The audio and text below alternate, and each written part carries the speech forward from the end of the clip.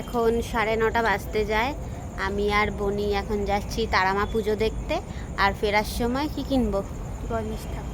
গণেশ ঠাকুর কিনে আনবো, তো তোমাদেরকে সেটাই দেখাবো।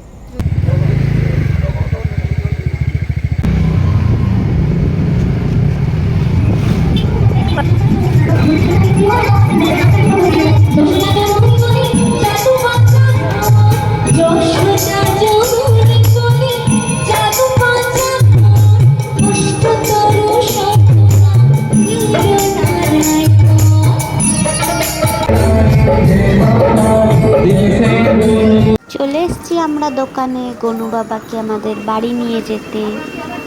মাটির গনু বাবাও ছিল, কিন্তু আমরা মাটির গনু বাবাকে নিইনি, আমরা পাথরের নিয়েছি, যাতে গণেশ পুজো হয়ে যাওয়ার পরও গণেশ ঠাকুরটাকে আমাদের বাড়িতে রেখে দিতে পারি। গণেশ কেনা হয়ে গেছে।